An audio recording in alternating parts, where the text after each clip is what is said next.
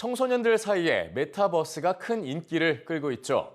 학교 수업을 듣는 교실에서부터 친구들과 모여 노는 놀이터까지 일상 공간과 크게 다르지 않은데요. 문제는 이 안에서 성범죄가 심각하다는 겁니다. 특히 메타버스는 10대 이용자가 제일 많은 만큼 이들의 피해가 큰데 아바타를 자기 자신처럼 여기는 경우가 많아 정서적 피해까지도 심각합니다. 진태희 기자의 보도입니다. 메타버스 한 아윈이는 17살의 여학생 아바타로 꾸며졌습니다. 자신을 30대 남성 직장인이라고 소개하는 프렌이 비밀방으로 불러냅니다.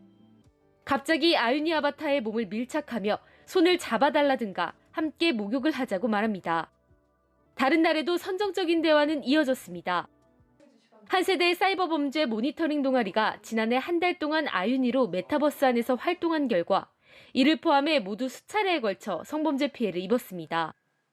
실제로 제가 당하는 것처럼 그 정도에 미치지는 않겠지만 그에 준하게 기분이 나쁘다는 것이 좀 느껴졌습니다. 그 사람을 신고하기는 했지만 한 번의 신고를 통해서 그 사람이 계정이 정지된다던가 계정을 더 이상 사용할 수 없다는 것을 확인할 수는 없었던 것 같습니다. 메타버스 안에서 벌어진 성범죄 피해는 현실로 이어지기도 합니다. 당시 11살 자녀가 친한 오빠에게 성희롱 피해를 입었는데 메타버스 안에서 자주 벌어진 일이라 아이가 처음엔 대수롭지 않게 넘겼단 겁니다.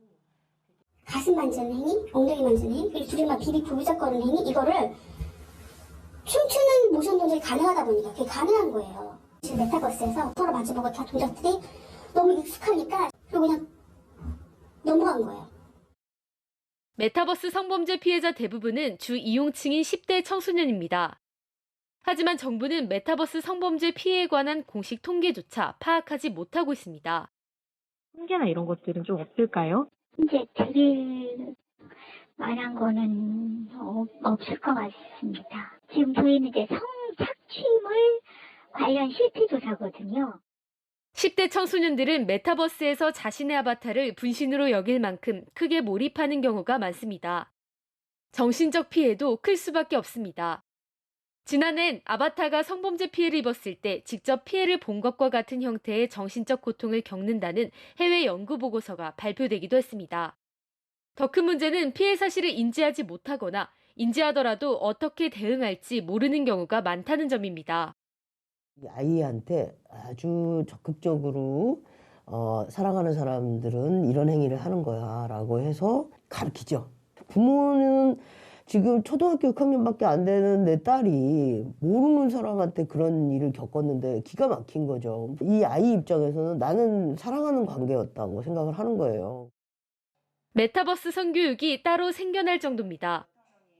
피해자라고 연락을 하시는 경우도 있고요. 또 가해자가 되어서 연락을 하시는 경우도 있어요. 전문가들 사이에서는 이거 큰일 났다. 빨리 뭔가 대처를 해야 되고 예방해야 된다라는 이야기는 예전부터 있었어요. 과학기술정보통신부는 지난해 11월 메타버스 윤리원칙을 마련했습니다. 하지만 법적 구속력이 없어 실효성이 떨어진다는 지적입니다. 교육부도 지난해 메타버스를 포함한 디지털 성범죄 예방교육 콘텐츠 개발에 나섰는데 교사 재량에 따라 일부 학교에서만 활용되는 데 그치는 실정입니다. EBS 뉴스 진태입니다.